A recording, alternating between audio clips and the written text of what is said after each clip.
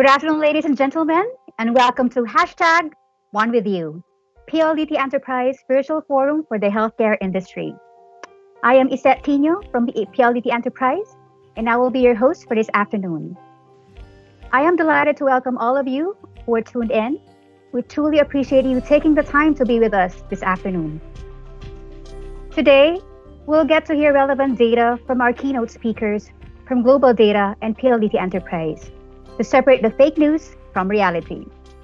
We're also fortunate to have with us today top caliber distinguished panelists representing the healthcare industry to discuss key learnings and experiences, as well as to share best practices on how their organizations has managed to mitigate the negative impact of this pandemic situation. And most importantly, this session aims to discover the role of technology on how it will drive the future of work, creating an impact in our lives towards the new normal. If you have any questions and suggestions, please feel free to key them via the chat box. Before we begin, here's a quick rundown of our reminders. For an uninterrupted viewing experience, make sure you have a stable internet connection. Feel free to use any device to view the virtual event. For better appreciation, turn up the volume of your headphones. So to kickstart this session, we're fortunate to have someone who has played the lead role in the delivery of custom research and advisory work for many industrial companies, IT vendors, and service providers for over 20 years.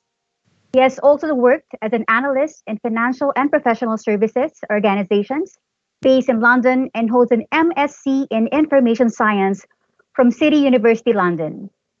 He has been a frequent speaker in conferences globally. Without further ado, Chief Analyst for Global Data's Technology Thematic Research, Mr. Stuart Ravens. Thanks very much, and hello everyone. It's great to be speaking to you today. I'm talking to you from my home office in Sevenoaks in England. And I'll be presenting you today a brief overview of infection statistics of COVID-19 and its impact on the healthcare and pharma industries. This presentation is pulled together from people across the global data business. So really, I'm standing on the shoulders of giants. We've got data from our epidemiology specialists, analysts within our healthcare and pharmaceutical practice, economists, and company fundamentals teams. If you haven't seen our executive briefing, please do get in touch with us, and we'll make sure that you can get a copy of that.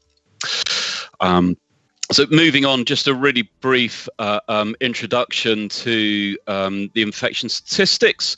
We've been tracking the onset of COVID-19 across multiple countries.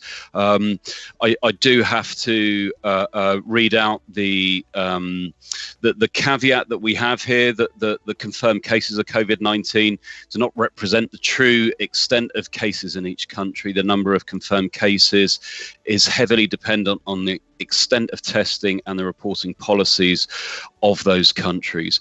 But as we can see, the number of confirmed cases, we're tracking this on a bi-weekly basis. These statistics are from our Monday release. We publish on a Monday and a Thursday, and all of those changes that we're tracking are from each release. So we're looking at the changes from a week ago to Monday. We'll be updating these statistics today and publishing later today. As you can see, the number of confirmed cases now over 3.5 million, nearly over 250,000 people have died. As we can see, the US has recorded the highest number of infections. Well, I'm not going to dwell on this slide because the next slide is actually more interesting, because what it does, it gives you an idea of there are principally two reasons why the US would record the highest number of infections. One, it's a hugely populous country, but it's also performing by far the most tests by any nation. What you can see, and I think it's the most interesting thing on this slide, is the darker shaded part of the bar chart is the new tests. As you can see, the US is performing more new tests than any other country. But if you look at some of those European countries, particularly France and the United Kingdom, you can see that they're actually really ramping up the number of tests that they're performing for COVID-19. So big industrialization there, also in Russia and Spain. This is the number of recorded deaths, and again, there's a slightly different warning when we're comparing these death rates across different countries. And one of the things that really graphically represents that, if you look at the United Kingdom's line, there's a big spike, and the UK changed its reporting policy to start including, it was reporting deaths in hospitals only. Now it's recording deaths in care homes and in the wider community. The other line that's of great cause for concern is obviously in Brazil, where we're starting to see a huge spike in the number of deaths. As I said, we have epidemiology specialists working with us, and they produce these peak and decline forecasts for selected countries. I don't have time to talk through this particular chart in any great detail, but what we're doing is to track infection curves in each individual country and try and forecast out when we expect to see the weeks with 0 new cases. The gap in between peak weeks and 0 new case weeks are reliant on some curves on the next slide, which shows the different kind of trajectories in individual countries. So I think if you look at Japan, where they had a very quick response to COVID-19, you see the country line performing well below the low transmission risk. What's of really big concern is that we were expecting most of these countries to start to decline more steeply by now. It's actually taking longer to decline, which will have an impact on our forecast on the previous slide. But I'm going to move on now just to talk about the pharmaceutical industry itself. And on this slide, we have some results from polls. So we've been running lots of polls of industry specialists on our B2B websites, and these basically show the confidence of the industry on developing therapeutics and vaccines for COVID. And actually, the story is really generally quite positive. And why is that? On the next slide, we have we've been tracking the number of COVID-19 trials worldwide. I'll draw your attention to the number on the top left, which shows this bar chart shows the growth of COVID-19 trials across the world. If you look on the right where those trials are actually happening, as you can see, there's a big concentration in China, but the biggest amount of growth has been in the US. And interestingly, when we first started tracking this, we were tracking the countries with over 10 COVID-19 trials. Now we've had to increase that to 30, just based on the great increase in the number of clinical trials for COVID. But that there is a downside to COVID-19. What we've seen is the upside in terms of clinical trials for COVID-19. We're actually seeing a lot of clinical trials and regulatory delays. And this is another poll that we've been running. This is for anything that's not looking for vaccines and therapeutics for COVID-19. So these are all the other clinical trials. So we're expecting huge delays in the rest of the pharmaceutical industry, looking for new drugs, gaining regulatory approval for those drugs. So this really is a human tragedy. You'd speak to anyone within our pharmaceutical team, and they'll be pointing to all of these. And as you can see, the biggest spike in all of these clinical trial disruptions is for oncology. So it just really brings to light the human tragedy that is COVID-19. So looking at the industry impact slides, we're producing these industry impact slides for 16 different verticals. I'm showing you the slides for medical devices and pharmaceutical, just to look at the impacts here. I'm not going to read everything out on these slides because there's an awful lot there.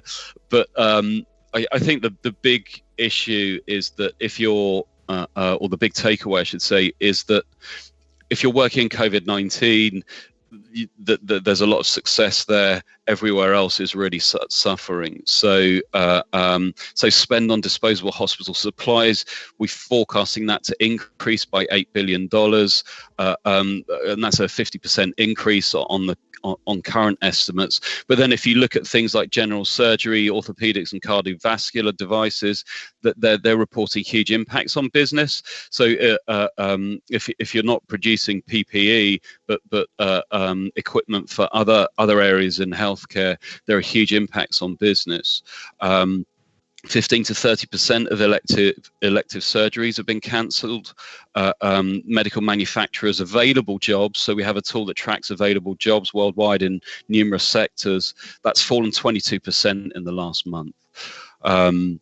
US Congress, this is really interesting. It's approved a $100 billion stimulus program, but a lot of experts believe that most of this money won't go on life-saving care or equipment. It'll actually go on the administrative burden of COVID-19, and we shouldn't forget that the issues that will be faced there. Moving on really quickly, we produce these subsector impacts, and I think this just really brings it to light that this is for you to read offline. I think the key issue here is that in vitro diagnostics, anesthesia and respiratory do really well, but something like orthopedics is really suffering. And that's because a whole load of elective surgeries have been cancelled. People aren't going to hospitals because of the fear of contracting COVID-19. And then if we look at the next slide, even the midterm, healthcare providers are struggling with providing adequate customer care. This is going to be a long-term impact on customer care and in hospitals. Looking at the impact on pharma, again, COVID-related business wins, everywhere else suffers. So I've already talked about the cancellation of clinical trials, but also clinical events are a huge part of the industry. And it really, cancelling all these events really restricts physicians, cancels. It means that we're delaying the launch of new drugs, but also restriction physical detailing and limited face-to-face time with physicians is having a huge impact, not just on patients, but also on people trying to sell into the pharmaceutical industry. And the next slide. Just pulling out highlighting the impact on payers as well. Patients with COVID-19, those that require ICU care, very, very expensive. This would not have been modelled into the payers' business models, and we expect to see a huge financial hit there. I think on the final slide, is really look at the one thing that I draw your eye to is that, given the disruption in face-to-face meetings, not only are we seeing a shift towards telemedicine for patients, but also digital marketing tools. We're starting to see an uptick in the use of those. Just to reduce the amount of face time that's happening within specific surgeries, whether that's in a surgery itself or in hospitals. That's a really quick run through. Hopefully I've kept to time, and I'll pass you on to the next speaker. Thank you for your time. Thank you, Stuart. You presented a lot of information that helped us stay encouraged and optimistic. I agree that it's about time we step back and rethink on how we prepare for the change and be excited about what lies ahead. Again, thanks, Stuart. Up to our next speaker, an economics graduate of Wheaton College in northern Massachusetts with a master's degree in business administration from Ateneo Graduate School. He has been with PLDT Group for 12 years, starting as a relationship manager, now being the youngest CRM head in PLDT Enterprise. He also joined SPI Global Inc. as head of IT service operations and transformation for Vietnam, China, India, and the Philippines. Currently the vice president and head of the customer relationship management group. Let us all welcome him on screen, Mr. Luigi Casas. Thank you, Iset, and good afternoon, everyone. And thank you again for joining our Healthcare Industry Forum. Thank you, Stuart, for the latest updates on the COVID pandemic and how it's affecting the world today. Also, as we are talking about healthcare, I know we have some folks over in the industry in the form of doctors, nurses, and employees watching this afternoon. And I would like to take this time on behalf of PLDT Enterprise to thank you all for the support you have given us in the past few months. Thank you for your grit and determination in fighting this virus, and we continue to pray for your health and safety. Indeed, the whole world has been affected by COVID-19, and we have seen in countless reports and news updates, all industries are heavily affected. However, none more so on the front line than the healthcare industry. We have seen and heard the tales of horror from nurses and doctors in the front lines, and one thing is sure, that things will never be the same. So before we take a look at the challenges and impact of the Philippines, let's set the stage for the Philippine healthcare industry. There are approximately 90,000 nurses and 40,000 doctors based in the Philippines statistical yearbook. Now, those numbers would seem large, but remember, we are an archipelago of a population of almost 110 million. And we have to take into account location, skill level, and if these doctors and nurses are actively practicing today locally. If you look quickly at the healthcare facilities in the country, we have roughly 1,500 hospitals and more than 50% being private. And what's important to note is the 30,000 health stations in the barangays. Rounding up the healthcare ecosystem, we have a total of 37,000 licensed drug distributors. So stories from the ground really highlight two major challenges: the strained healthcare workers and the lack of medical resources. Despite there being over 150,000 licensed frontliners, nurses and doctors, there is still an estimated shortage of nurses at over 23,000. This is because the Philippines is known for being a great training ground, but better pay options lead to them moving outside and be a brain drain.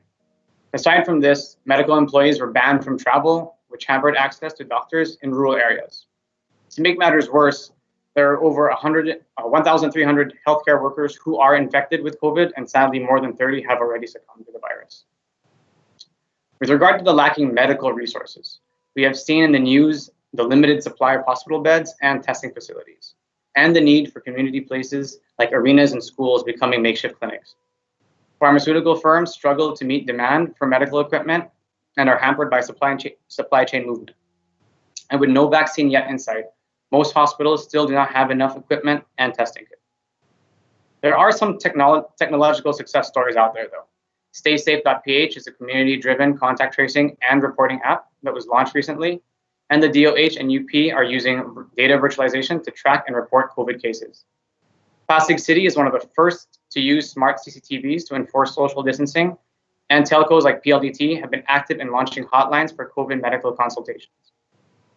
Baguio General Hospital is one of the first to use AI technology for virus detection, and we have seen increases in online payments and delivery of medicine through IoT apps. So with regard to the ECQ challenges to healthcare, we decided to put the highlights into three key challenges in the points of view of the patients, doctors, and the healthcare institutions themselves, like the hospitals, the clinics, the HMOs, and the pharmas. For patients, the biggest challenge is really the accessibility to their doctors and the risk of exposure when visiting these institutions. At the same time, healthcare forms are still very tedious and manual. For doctors, it's similar, the fear of getting infected when in their clinics or hospitals of residence. Some have actually even turned to a form of teleconsulting and work from home. But these are heavily dependent on connectivity and telco availability.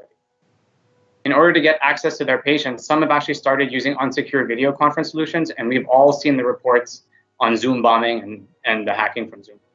There is a need for security, especially when it comes to doctor-patient confidentiality and records. For the healthcare institutions themselves, the number one impact and challenge was the readiness of the institution when ECQ was implemented. Despite everyone's best efforts on BCP or disaster preparedness, it's safe to say there was no playbook when this scenario happened, especially when it came to redirecting infrared resources dynamically. Last but not least, the DICT has reported a huge spike in hacker activity as they begin to target the hospitals and gain patient data or earn from ransomware. So with all these challenges, we see technology to be the driving back-end force to assist the frontliners and the healthcare industry, and most importantly, save lives. We will be looking at the new normal of telemedicine and teleconsulting, as doctors will increase work-from-home activities and rely on secure internet connectivity, combined with cybersecurity and video conference solutions to visit patients moving forward. Another immediate need we see through technology will be the use of remote monitoring tools in the form of medical-grade wearables or online portals. This will lessen the need for patients to physically visit the hospitals or clinics and risk exposure. Online payments across all ecosystems will be needed between the patients, the doctors, and healthcare employees themselves as we move to cashless. Last but not least, as I mentioned before, it's cybersecurity. Nothing is more important than hospital records and doctor-patient confidentiality. As more doctors and hospitals look to telemedicine solutions, they will need to beef up their cybersecurity. Since the beginning of the pandemic, ePLDT has been offering free three-month cybersecurity predict and response services to these institutions, stressing the importance of these cyber threats. So to put it all into context, this is what we believe to be the baseline and what we stand to see post-COVID. Patients being able to set appointments in other ways aside from phone or email, but really through omni-channel needs. Once things start to calm down, I think there will be those who are still comfortable to physically go to clinics, especially those who need surgeries or for emergency cases. But post-COVID will really show an influx of telehealth solutions, as doctors and health workers can further reach to other areas. This will mean changes in modes of payment from cash and checks to digital payments and gateways. And as I mentioned before, the succeeding checkups will all be done through remote channels such as tablets or wearables. So at the end of the day, what these technologies really aim to do is to digitize the healthcare workforce and institutions. This is a vital part of the new normal. The adaptability to the general public and all industries to digital transformation. The healthcare industry in itself has a very daunting task.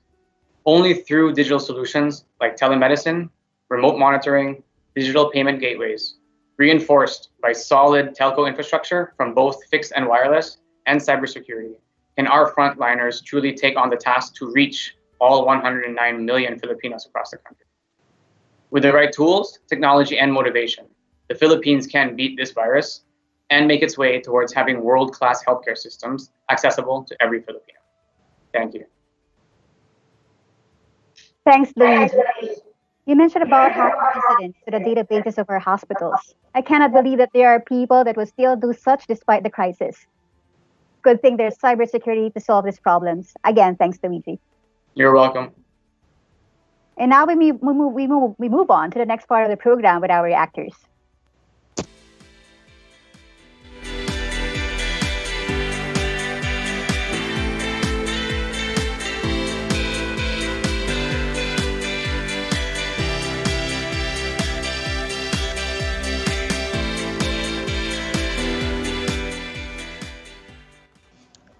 At this point, I would like to introduce our esteemed roster of panelists who are also live with us this afternoon and will be joining in today's insight sharing. Our first speaker has over 19 years of IT experience, ranging from building data centers to application development. Since ECQ started, his division was responsible for implementing innovations such as teleconsultation services, teleradiology, remote patient monitoring, and analytics dashboards. He is currently the Vice President and Division Head for Information and Communication Technology of Makati Medical Center, Mr. Christian Sumabat. Hi, Kit. Hope Hi, everything Seth. is doing great with you and Makati Med. Any reaction on Luigi and Stuart's presentation? Yeah, thank you. We're doing well here in Makati Med in continuing to serve our patients and the community. Truly, we live in interesting times, and I agree with Stuart's and Global Data's report. While there are so many trials in the pipeline, we do not expect a vaccine anytime soon, especially with all of the challenges that the pharmaceutical industry is going through, which is causing a lot of delays. And similar to other vaccines like polio, hepatitis, pneumonia, it takes time to develop safe and effective drugs and vaccines. It may take months and even years. We will have a global shortage of healthcare workers and even back office employees working in the healthcare sector with fear of being infected and affected by the virus as well. We are seeing a lot of different activities, but only through a multi-sectoral collaboration by the government, regulators, pharma companies, hospitals, logistics, and so all of these players need to contribute and step up our efforts to help out. And from Luigi's presentation, well, there's a saying that necessity is the mother of innovation. And over the past months, Makati Med, as well as other hospitals and industries, have made a lot of innovations in order to cope up with the needs of our frontliners and patients. And a lot of these are what were mentioned earlier. We also see a lot of phishing and hacking attempts in our infrastructure in the past few weeks that we continue to monitor and prevent 24/7. I think we should remember that while we prepare for the lifting of the ECQ and in defining the new normal, there are still real risks of being infected by COVID-19, and it's best to take caution and defensive position while we start to reopen our businesses. Wearing face masks, working from home, social distancing, e-payments, video conferencing, and telemedicine will be a staple part of how we do things now. Technology and innovation will play a central role in all of these activities as we live and work in the new normal. Thank you. That's all I said. Thank you, Kit. I am so sure your division has been very busy from the time this pandemic has started. Of course, making sure that everyone stays connected 24/7. Please do send our regards to your team. Mabuhay kayo, Kit. Thank you. Our next speaker is one of the country's leaders in the field of customer care in the healthcare industry. She has more than 20 years under her belt, earned her BA language degree from UP Diliman. In her present role as PhilCare's customer experience champion, she ensures that responsiveness and innovation are integral to the organization's service, culture, and strategic goals. Let's welcome her on screen, PhilCare Senior Assistant Vice President and Division Head of Customer Experience, Ms. Sani Nono. Hi, Sani. Hello, thank you, Ise. It's a privilege to be with you this afternoon. We can all imagine how challenging this pandemic has been for servicing the customers of PhilCare. Can you please share to us how you managed to ensure zero disruption on your operations at these very tiring times? And how do you plan to sustain excellent customer experience moving forward? Go ahead, Sunny. Yes, the COVID-19 pandemic has indeed caught us unprepared. The first few weeks saw us grapple with uncertainty as life across the globe is disrupted, as shown also by Stuart's data earlier. Now, moving into the third month of the ECQ here in the country, we recognize even more the significance of healthcare. With the social and economic restrictions brought about by the deadly virus, we at the healthcare industry must respond and adapt quickly to the unprecedented changes. PhilCare, being one of the leading HMO providers in the country, has been known for its innovation. So it's natural for us to leverage on technology to sustain us throughout this health crisis and moving forward. First off, having Kuro Technica as one of our service enablers has been our big advantage, especially at this difficult time. Kuro Tech being the IT and BPO solutions arm of the country's largest telecom service provider, which we know, of course, as PLDT. Make sure we are accessible to all our cardholders 24/7 and able to deliver superb service. They're simply the best service frontliner. More than this, PhilCare goes beyond the usual. Seeing that the new normal is quickly shifting towards a contactless interaction, digitization is really our way of adapting to the changing times. This is also highlighted by Luigi early. Early into the ECQ, we've introduced DigiMed Plus, a web-based telemedicine application allowing our members to consult with our pool of specialists through video call. DigiMed Plus is an addition to our existing telemedicine platform, which we call HeyPhil DigiMed, and is already widely used by our members even prior to the ECQ. Now, to keep our members healthy and fit amidst this health crisis, we've also launched our Wellness from Home initiative, a virtual workout routine program, which our members can do from home. We've also looked into the needs of our network of providers who are our service partners as well. Very soon, we'll launch an express payment facility for our partner doctors to make sure their fees are made available much sooner. Our way of recognizing their noble service, which I'd say is most crucial at this time. Last but surely not the least, we will expand our digital access to our letter of authorization to come up with an electronic lane for our cardholders. Well, now more than ever, we at PhilCare cannot falter on our commitment to our valued members through our high quality and technology enabled customer experience. So that's all for the customer experience part of PhilCare. Thank you. Thanks, Sunny, for giving us peace of mind that all individuals and employees from SME and large corporations are given the health care we deserve. For this Thank you. afternoon, we are privileged to have someone who has been an IT practitioner for 34 years. Her experience spans various industries like education, telecommunications, IT outsourcing, financial services, and healthcare. Former CEO of STI and CIO for Stratcom LTO IT projects, Eastern Communications, and Philippine Bank of Communications, a product of De La Salle University. The current Chief Information Officer of the Los Santos Medical Center and Chief Information Officer of Metro Pacific Hospital Group. Please join me in welcoming Ms. Arian Lau. Hi, Arian. Hi, Ise. Good afternoon. Now, I am really curious to know how MPIC hospitals plan to drive the Philippines to the new normalcy. The floor is yours, Ms. Arian. Okay, so this is really a very interesting time for the hospital group.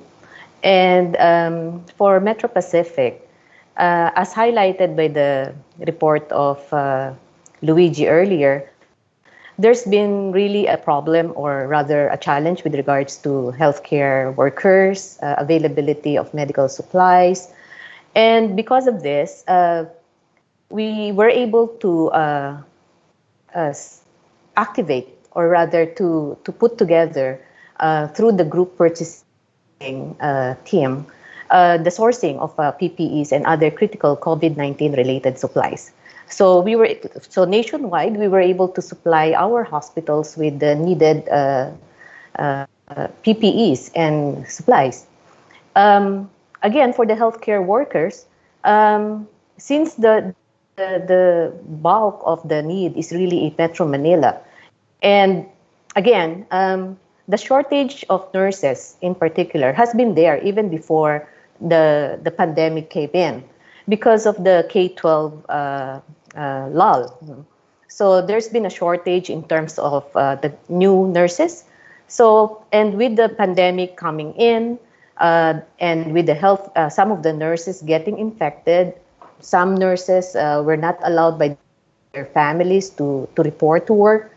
Or in fact, some of those nurses were not even, cannot even go to the hospital because of unavailability of public transportation.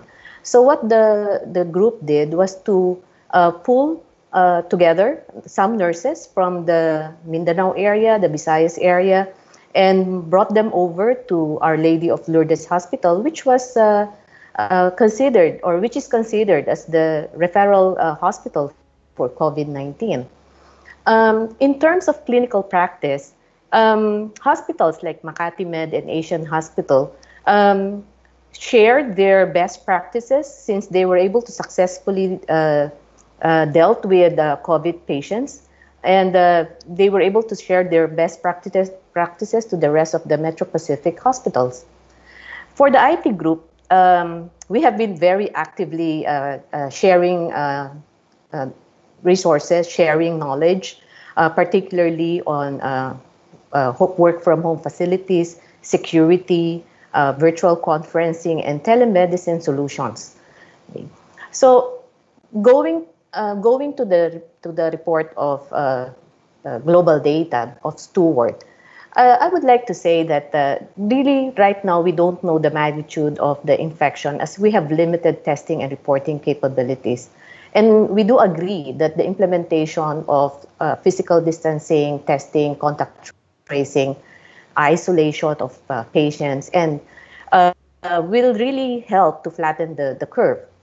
Having the treatment available will allow us to go back to the new normal, but having the vaccine available would help in, for everyone to go back to the real normal.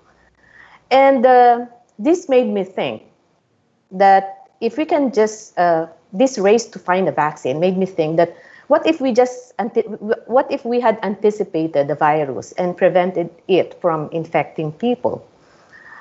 So I cannot help but compare this pandemic to a 0-day attack on an organization's IT systems.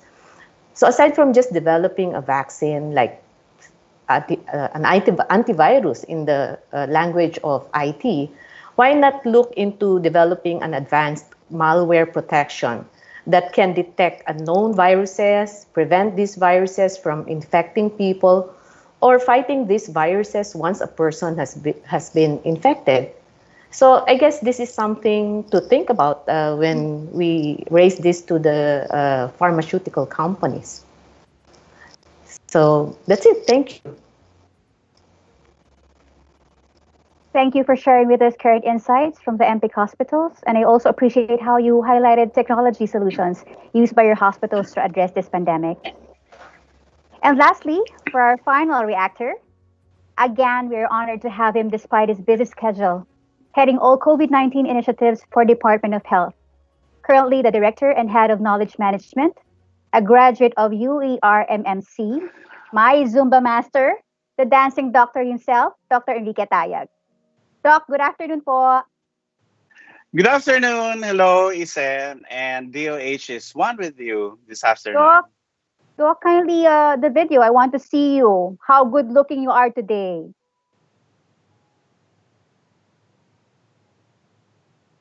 I have my video. There. Oh, Nice to see you, Doc. Your insights for this afternoon will be highly valuable, hello, Doc. Isen. Take it away. Yeah, I know. Okay. DOH has its hands full with the COVID-19 pandemic.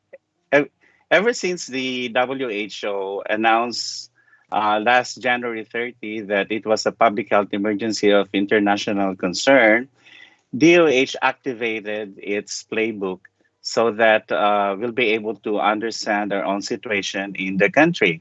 And the first line of defense is surveillance. We want to know who are the cases, where they are, and if there are cases, we'd like to trace the contacts. And sure enough, up until this day, we're doing finding the cases, testing them, tracing who the contacts are, if they need to be quarantined or isolated, and treated in hospitals that have the capacity to treat them. But what has happened is that many patients are now in hospitals. They have overcrowded our hospitals.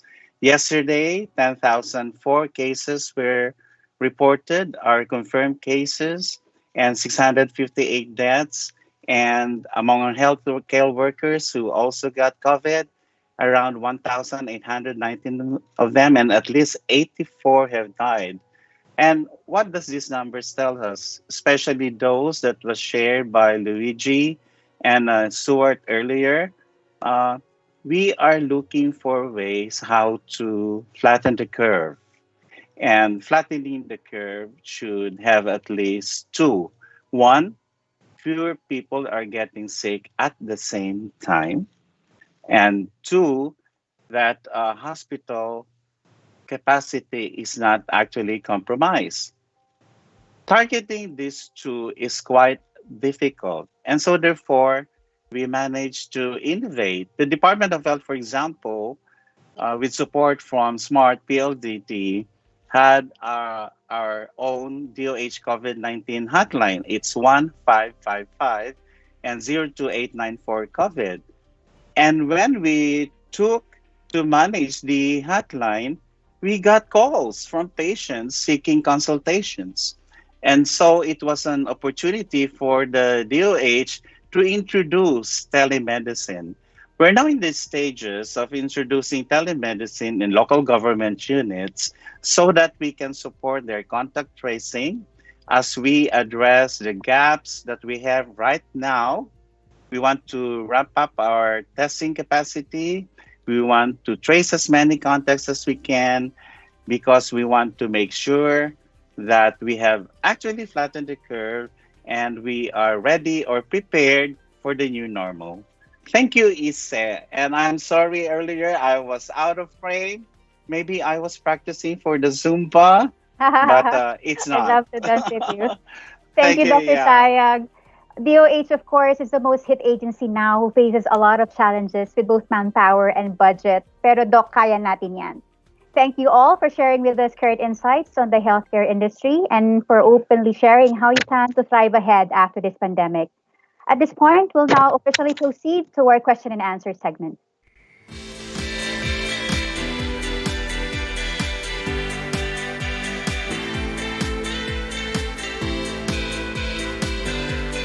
Key in your questions, comments, and suggestions via the chat.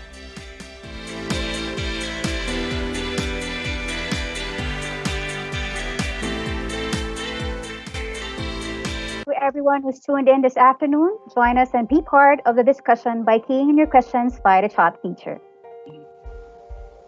We have been getting a lot of questions for MPIC, even at the beginning of this program, being the hospital with the most recovery cases of COVID-19. I'm sure Arian will be the best person to answer this. Miss Arian, is MPIC Hospital Group ready once ECQ is lifted? And what is the new normal for MPIC Hospital? Okay. Unless a vaccine for COVID-19 becomes available, no one can really say that they are ready once ECQ is lifted. However, we also need to face the reality that we have to return to a semblance of normality. So for this, several mitigating measures are being put in place for our patients, doctors, employees, and the general public to make our hospitals ready once ECQ is lifted. Bottom line is that the MPIC Hospital Group has always been ready to serve our patients even prior to, during, and even after the ECQ. Thank you. Thanks, Arian. I'm sure Kit will also want to share how Makati Medical Center is contributing to the change. How did this pandemic change your operations and collaborations on a daily basis, Kit?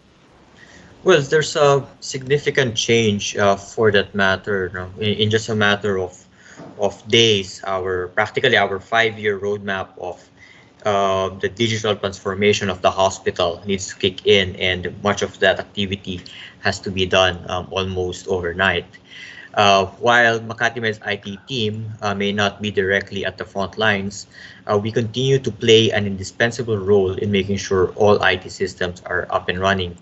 We had to rapidly design, build, and implement technologies from wireless cameras, digital forms, apps, and telemedicine solutions to help minimize the exposure of our healthcare workers and protect patients. We also use extensively analytics to give us insights for both clinical treatments and operational guidance. Our employees had to remain productive even if they are working from home, while keeping in mind security and privacy of information. We expect this to be the new normal in the coming months, and our team is prepared to take on the technical and operational challenges this may bring to continue to serve the community and the nation. Thank you. IT's role is really important in keeping the operation sustainable in any situation. Thank you, Kit and Arian. Moving on, I want to hear from the management organization, health management organization, and I think Sonny can best answer this question. Sonny, I know that PhilCare has introduced a lot of technology-based initiatives to serve your customers better. Do you foresee a rise of these technology-based solutions and touchpoints driving the HMO industry as a whole? Oh, yes, very much is it. As an example, we're now seeing the prevalence of the telemedicine platform in the healthcare industry, which is quite responsive to the changing needs of our patients who have also become more cautious and conscious of a contactless interaction. So I think that's going to be the new normal as well. Sonny, now I can honestly say that having a health card or health insurance, for that matter, is considered a compulsory to ensure our health is really covered. Yes, Dr. it Ayat, is. saving the most common question received via chat box. Being the most active and monitored agency now, I know challenges, demands, and even complaints are left and right, like lack of vaccine, shortage of PPEs, testing kits, and health workers. I believe DOH even started an emergency hiring program just to address the problem. What is your priority and how does DOH plan to execute? Well, Lisa, right now everything remains unpredictable and uncertain, and the government even hesitates how to actually prepare for the new normal.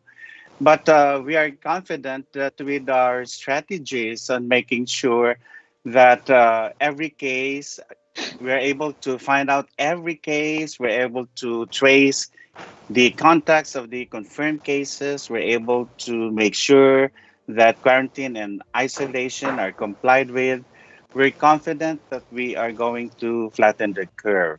But there is doubt, however, in many sectors that we can actually do this with the impending lifting of the enhanced community quarantine. So exactly how should we do this? It's not about that our strategies will work or not.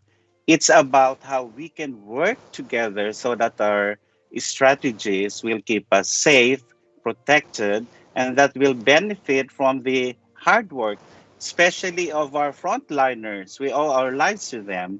So when we stay home, we save more lives. But time is catching up on us. So we should work together. That's the very challenge. Right now that we see at the Department of Health, everybody wants to take a part. Even the IT industry has provided us with many IT solutions. But which one is the best approach? And we say it's not the approach, it's how we work together. Thank you, Isa. Salamat, Doc. For the assurance that the government is really taking this concern seriously. I'm sure that people need not to worry because health is safe for the Filipinos. The next question is for Stuart of Global Data. What are the best practices for the digitization strategies in healthcare, Stuart? Sure. Yeah, I guess with digitization, it might be worth taking a step back because it's not just in healthcare. One thing, what is COVID really changing is the approaches to digitization across multiple industries. And something that's never been a driver for digitization before is infection vector mitigation. And that's going to be a huge driver, not just in healthcare, but everywhere else. Interesting statistics, if we look at the 2014-2015 Ebola outbreak in Western Africa, there was a 50% reduction in access to healthcare. It led to an estimated 10,000 extra deaths in the region, not from Ebola, but from malaria, HIV, and tuberculosis. This is, that's an analogy that we can use anywhere. Infection, people COVID has reduced access to healthcare for other illnesses, and we have to plan for that. And telemedicine is one of those solutions.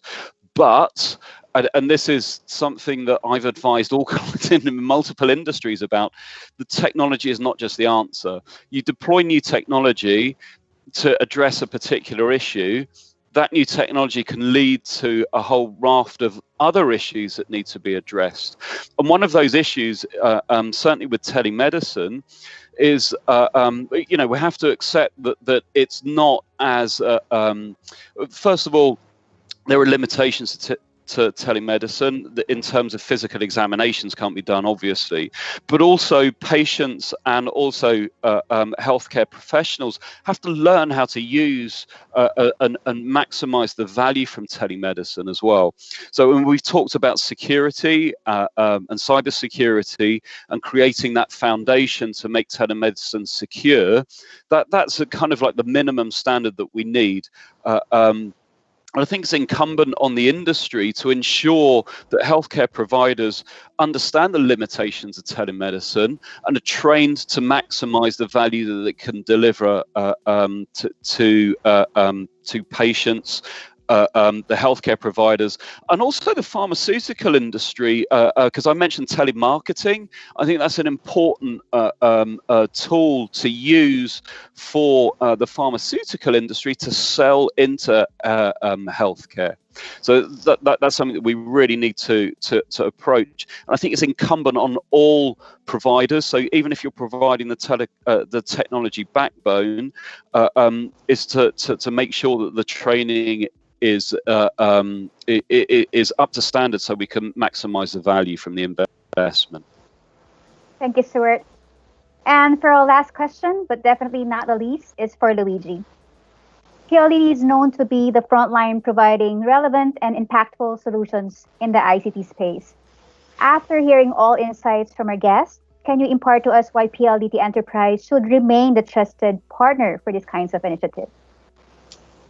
Well, I think we can look at it in three different ways. Number one, when I listen to all these insights today, it's the first thing, especially when it comes to telemedicine, it's providing the infrastructure and the connectivity.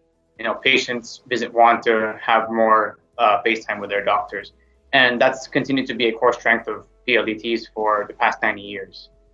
Secondly, we also continue to be a leading partner on the ICT side. It's not just about connectivity; it's about having the right tools and software. There's a reason why we're no longer a Philippine long-distance telephone company. We are PLDT Inc. And I think our clients realize that. But thirdly and most importantly, I think the trust continues to stem from the relationships that we have with our customers and putting the customers in the front of everything we do.